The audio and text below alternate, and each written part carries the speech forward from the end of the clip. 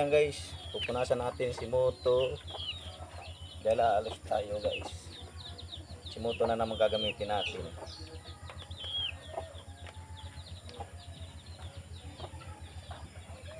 Yung buhay natin guys, trabaho sa gabi, trabaho sa umaga, pang sideline.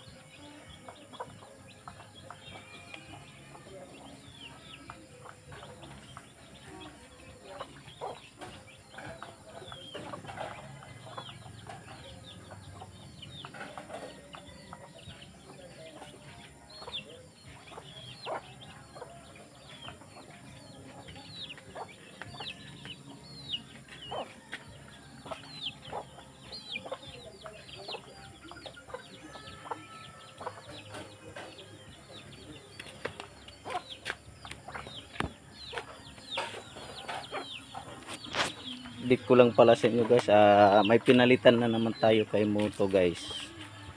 Ito guys, oh. Yung ano niya, blinker niya, ayan oh. Tingnan nyo guys, ayan. Napakaliit guys, ayan. Ayan. Ano yan guys, blinker or signal light. Pero guys, kahit maliit nga to guys, ang lakas ng ilaw guys. At saka hindi lang dito sa likod, kundi mayroon din siyang ilaw sa gilid. Dito. Likod at saka gilid. Yun ang nakamaganda yan guys. Maliit siya. Yan guys. Pakita ko sa inyo guys. Lakas ng ilaw niya. Yan o. Ang lakas yung ilaw niya. Lalo na pag gabi ano. Kasi parang laser siya eh. Yan. Kung napapansin nyo guys. Ayan. Dalawa yung ilaw niya. Mayroon sa gilid. Mayroon din sa likod. Oh tama. Yan. Parang ano lang siya. Parang tornilyo lang. Kasing laki lang ng daliri. Yung hinlilit ng daliri natin. Ang liit pero malakas siya. Yun ang pinalit natin nung nakaraang linggo guys kay Moto. Kaya ayan. Ayan. Wala na siyang nakakaabala. Ang liit. Yung parang lock ng plate number. Tornilyo ng plate number. Yun na din yung naging signal light natin or blinker. Maganda siya guys.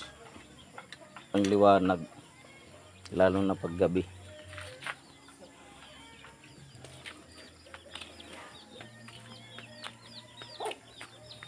Yung isa kong panabong ayun. Pero ngayon guys, ayan. Hindi na kasi ako nananabong ngayon.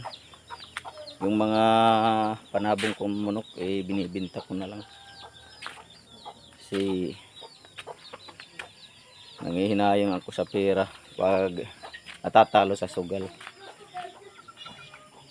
Okay lang pambaon ng mga bata, pang aral nila. Okay na yun. Kaysa sinusugal mga idol.